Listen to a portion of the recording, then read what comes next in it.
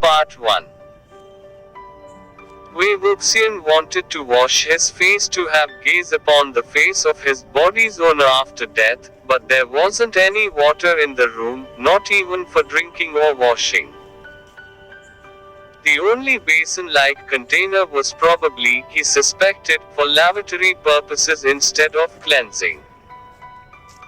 He pushed the door, but it was fastened with a latch, probably to prevent him from wandering outside. None of these things made him feel the joy of reincarnation at all. He figured that he might as well sit in the lotus position * and get used to his new home. Time flew by, and the day had passed. When he opened his eyes, sunlight seeped inside from the gaps of the door and windows. Although he could stand up and walk around, he still felt lightheaded. Wei Wuxian was puzzled. Mo Xuanyu's amount spiritual powers are insignificant enough to be ignored, so there shouldn't be a reason as to why I can't control this body properly. Why doesn't it work? Then, a noise came from his stomach, and he realized that this wasn't related to his spiritual powers at all. In fact, it was because this body had not practiced in India, and felt hunger. If he didn't scavenge for food, he might become the first villainous ghoul who starved to death upon arrival. Wei Wuxian lifted his foot and was about to kick the door open, when suddenly, the sound of approaching footsteps appeared. Someone stomped on the door and grunted, "It's meal time." Nonetheless, there was no indication of the door being opened. Wei Wuxian lowered his head and saw a miniature door on the bottom of this one opening, with a small bowl set in front of it. The servant outside shouted again, "Chop chop. What are you waiting for? Take the bowl out after you finish." The door was slightly smaller than the kind for dogs to crawl through. It didn't allow the passage of humans, but bowls could be easily taken inside. There were 2 dishes and 1 serving of rice, which looked quite unpleasant. Wei Wuxian played with the pair of chopsticks that were stuck into the rice, feeling quite bitter. The ailing patriarch had just returned to the mortal world, but the first thing he came upon was a kick and a scolding, not to mention the leftovers that served as his welcoming meal. Where were the blood and gore? The ruthless slaughter. The absolute destruction. Who would believe him? He was like the tiger in a flat land, the dragon in shallow water, the phoenix without feathers, losing his advantage and belittled by those weaker than him. Then, the servant outside spoke again, but with laughter this time, adding asterisk. "Come here." Asterisk, the prefix a, pronounced ah, can often be found in front of the names of servants. The sweet voice of a girl answered from a distance, "Atom, are you delivering the meal to the one in there again?" Atom clicked his tongue. Why else would I come to this ominous courtyard? A Dung's voice sounded closer, as if she was in front of the door. "You just deliver 1 meal a day, and nobody cares if you're lazy. This is such an idle task, yet you think it's ominous. Look at me. I'm busy to the point that I can't even go outside to play." Atom complained, "Delivering his meal is not the only work I do. How can you dare to go outside these days? With so many walking corpses * out there, everyone's locking themselves in their houses." Wu Wuxian squatted by the door and listened while eating. It appeared to be that, ever since a while ago, the Mo village hadn't been peaceful. Walking corpses, like their name, were dead people who could move, a type of low-level altered corpse *. Unless the deceased person held strong resentment, they were usually dull-eyed and sluggish. They weren't overly dangerous, but they were enough to alarm the average person, especially their vomit-inducing stench. However, to Wei Wuxian, they were the most obeying puppets. When he heard them being mentioned, he even felt a sense of familiarity. Tom seemed to be making a face. If you want to go outside, you'll have to take me so that I can protect you. Ding replied, You protect me. Stop bragging. Are you sure you can defeat those things? Tom said bitterly, If I can't defeat them, other people can't either. Ding laughed, How do you know that other people can't defeat them? Let me tell you, today, some cultivators came to Mo village. I heard that they were from a very prominent clan. The madam is talking to them in the main hall, and everyone in town is watching. Can't you hear the noise?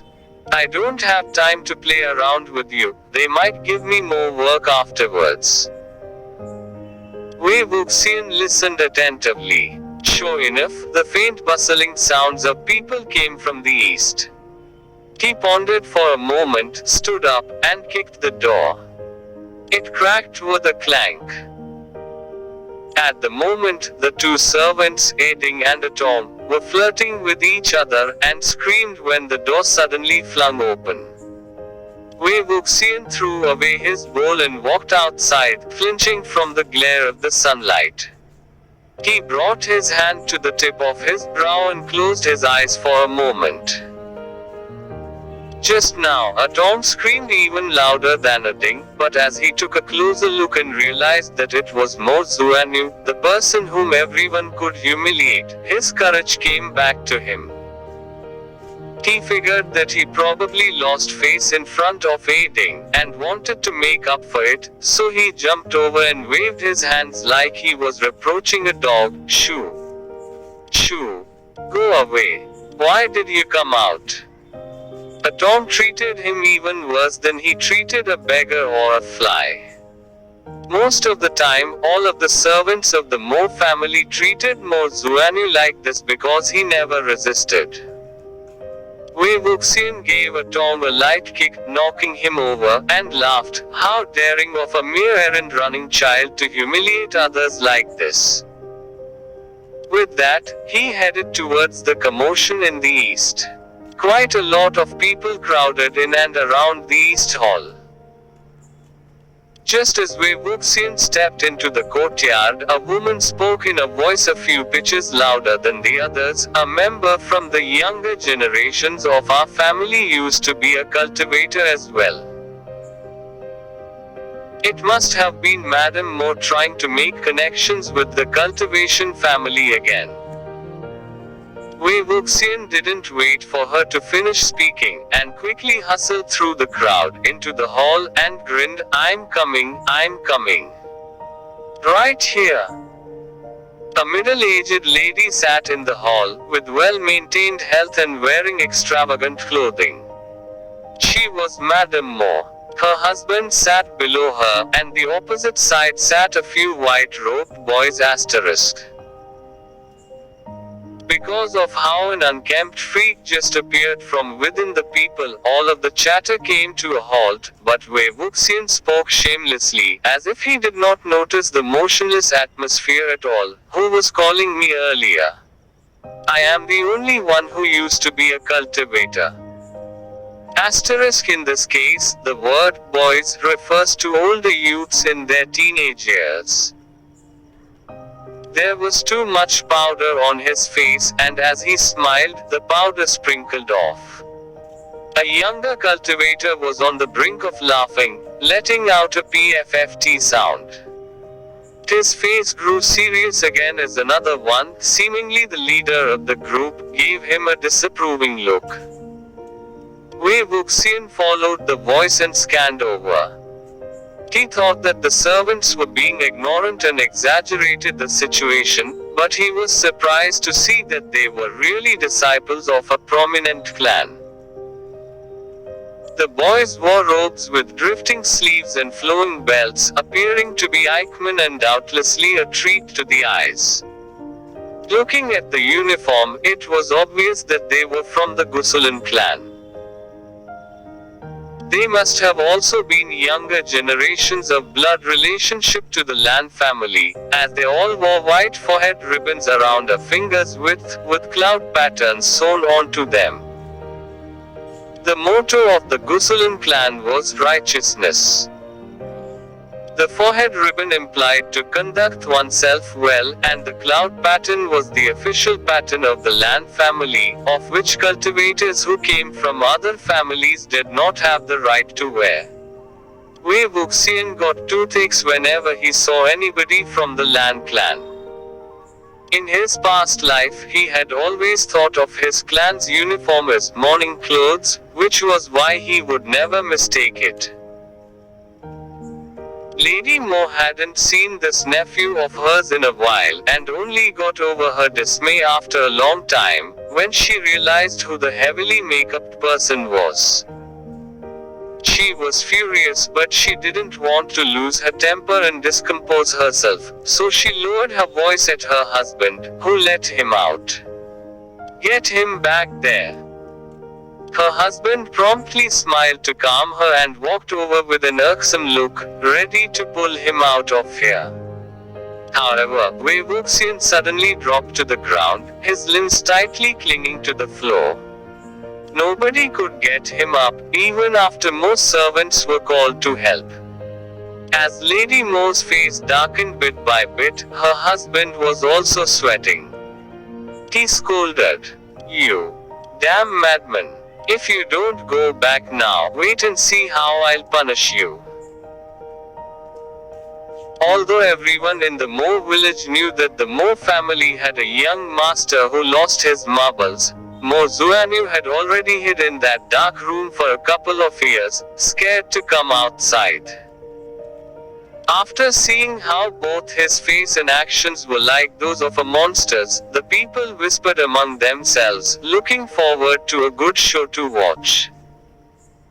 Wei Wuxian spoke, "I could go back if you wanted me to." He pointed at Mo Ziyong, "but tell him to return the things that he stole from me first." Mo Ziyong did not expect that the good-for-nothing lunatic had the guts to cause trouble here, even after his disciplining yesterday. His face grew pale. "That's nonsense. When did I ever steal your things? Would I need to steal anything from you?" Wei Wuxian said, Yeah. You didn't steal, you robbed." Madame Mo didn't say anything yet, but Mo Ziyong was furious, raising his foot to kick him. However, a white-robed boy carrying a sword moved his finger slightly, and Mo Ziyuan's feet slipped, falling to the ground with his foot only scraping him. Even so, Wei Wuxian still rolled on the ground, as if he was really kicked over, and pulled open the front of his robe, showing the footprint that Mo Ziyong made yesterday. The others thought that, obviously, Mo Zuanu couldn't have kicked himself. Along with the fact that Mo Ziyong had always been imprudent and arrogant, who else could have done it? No matter what, the Mo family had been being too ruthless to their own blood relative. It was plain to see that, when he first came back, he wasn't this insane, and so it must have been worsened by the people of this family. Nevertheless, all as well as long as there was a good show to watch. This one was much more interesting than the cultivators. Before this, Madame Mo ignored him, as she didn't bother to argue with a sick person. She ordered the others to take him out. Now she knew Mo Zuanu had definitely come prepared. His head was completely clear and deliberately disgraced them. She felt both shock and hatred. "You made a big scene on purpose, didn't you?" Wei Wuxian replied blankly, "He stole my belongings, and I'm here to retrieve them. Does that also count as making a big scene?" With so many pairs of eyes staring, Madame Mo could neither hit him nor throw him out. Anger welled up deep inside her, and she could only forcefully compromise the two sides, stealing, robbing. That's a bit disrespectful, if you ask me. We are all part of one family, and he only wanted to take a look at them. A UN asterisk is your younger brother, so what's wrong with taking a few of your things? As an older brother, you shouldn't be reluctant to lend one or two playthings, should you? It's not as if he won't return them. Asterisk the prefix can also be used to refer to someone you're close to. A yuan refers to Modaozushi.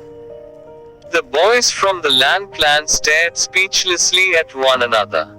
These young boys grew up in a cultivation clan, exposed to splendor and that only. They'd probably never seen farces like this, or even heard of this kind of logic. Wei Wuxian laughed hysterically in his mind, and extended his hand, then returned them. Of course, it was impossible for Modaozushi to return anything, having either thrown them out or disassembled them. Even if he was able to return them, his pride wouldn't have allowed it. His face turned purple with anger and he shouted, "Mom!" His glare raged, "Are you really allowing him to treat me like this?" Lady Mo glowered at him, signaling for him to not worsen the situation. However, Wei Wuxian spoke again. Not only should he not have stolen my belongings, he shouldn't have stolen them in the middle of the night. Everyone knows that I am into men. Even if he was not ashamed, I knew to not look suspicious. Lady Mo gasped and shouted, "What are you talking about?" in front of the villagers. "How shameless are you as your cousin?" In terms of running wild, Wei Wuxian was definitely a master. In the past, if he wanted to run wild, he would have to keep his status in mind. But now, he was a lunatic anyways, which meant that he could do whatever he wanted to, whichever way he wanted.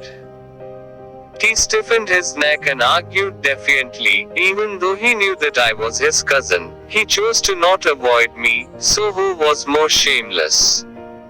I don't care about your reputation, but don't ruin my innocence. I still want to find a good man. Modaozushi let out a loud scream and started swinging a chair at him. As soon as Wei Wuxian saw that his anger finally went out of control, he rolled over and climbed up, dodging so that the chair only smashed on the ground, falling apart in the process. The mass of people in the East Hall were originally gloating at the disgrace of the Mo family, but after the fight started, they'd all fled away. Wei Wuxian bolted towards the group of boys from the Lan clan, who all gaped at the scene, and yelled, "Did everyone see that? Did you? The burglar is also beating someone up. How heartless." Modaozushi chased him, and was close to pouncing on him, when the leader of the boys hurriedly stopped him. "Please calm down. Words are more powerful than weapons." Madame Mo saw that the boy was deliberately protecting the lunatic, and pulled a smile warily. "This is my younger sister's son. He's not so bright here. Everyone from the Mo village knows that he is a lunatic, and often speaks strange words that shouldn't be taken seriously. Cultivator, please." Before she finished her sentence, Wei Wuxian's head peeked from behind the boy's back and glared. "Who said that my words shouldn't be taken seriously? Next time, try stealing anything from me again. You steal once, and I cut off one of your hands." Modaozushi was originally held down by his father, but after hearing this, he was close to losing his temper again. Wei Wuxian leapt outside quickly, and the boy blocked the entrance at once, switching to another topic with a serious tone. "Then, we will borrow the west courtyard for the night. Please remember the things that I've talked about. After nightfall, close all of the windows, don't come outside, or worse, walk toward the courtyard. Madame Mo was shaking from anger. Yes, yes, please. Mo Zeum found it beyond belief. Mom. The lunatic insulted me in front of so many people, and that's it. You told me before, you told me that he was only a. Madame Mo commanded, be quiet. Can't you wait until we go back? Mo Zeum had never been at such a disadvantage or been disgraced like this before, with his mother scolding making the situation worse. He was full of hatred, and thought, this lunatic is going down tonight. After Wei Wuxian finished flipping out, he walked out the door of the Mo family's place, and showed his face around the Mo village. Although he surprised countless people, he was, in fact, loving every second of it, and finally realized the delight of being a lunatic. He was even starting to approve of the makeup that resembled a hanged ghost, almost unwilling to wash it away. He fixed his hair and looked at his wrists. The cuts didn't seem like they were healing at all, which meant that a slight revenge like this would not be approved by the forbidden technique. Would he really have to eliminate the Mo family? To be honest, it wouldn't be too difficult of a task. Wei Wuxian strolled back to the Mo family's west courtyard. The disciples of the Lan clan were standing on top of the roofs and walls, discussing with a solemn look. Although the Gusulan clan contributed greatly during the siege on him, at that time, these juniors were either not born yet or still young children. He shouldn't direct his hate towards them, so Wei Wuxian decided to linger around and observe what they were going to do. After a while, he felt like something was wrong. Why did the fluttering black flags on top of the roofs and walls look so familiar to him? This type of flags was called the phantom attraction flag. If it was set on a living person, it would attract all of the spirits, wronged hosts, moving corpses, or evil beings within a certain area, so that they would only attack that person. Because the flag-bearing person would be turned into a living target, it was also called the target flag.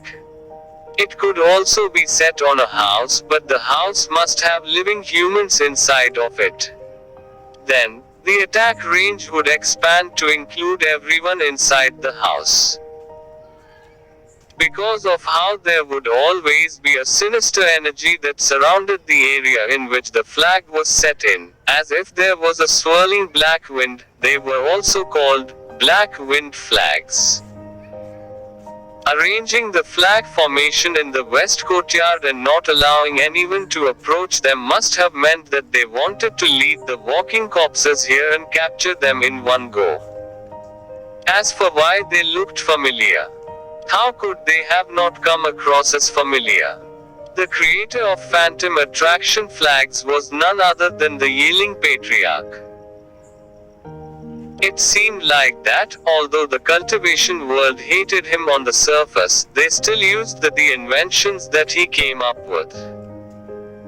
A disciple standing on the roof saw him lingering around, and spoke, please go back.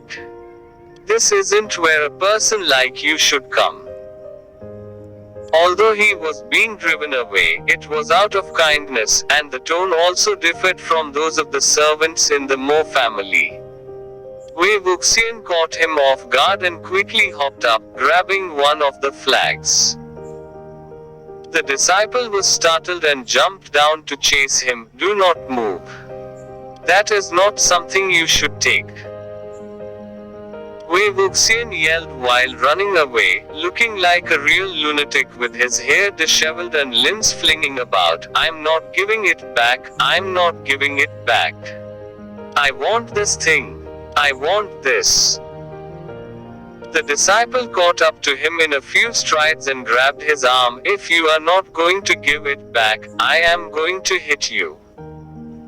Wei Wuxian held onto the flag, unwilling to let go of it. The leader of the boys was setting up the flag formation, and lightly hopped off the roof when he heard of the ruckus. Jingyi, cut it out. Do not make a fuss about it and just take the flag. Lan Jingyi spoke. Sijui, I did not actually hit him. Look at him, messing up the flag formation.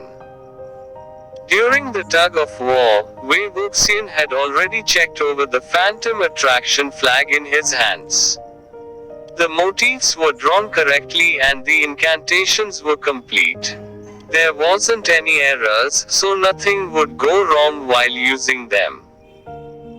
However, the person who drew on the flag was lacking in experience, so it would only attract evil being and moving corpses from within 5 Li asterisk.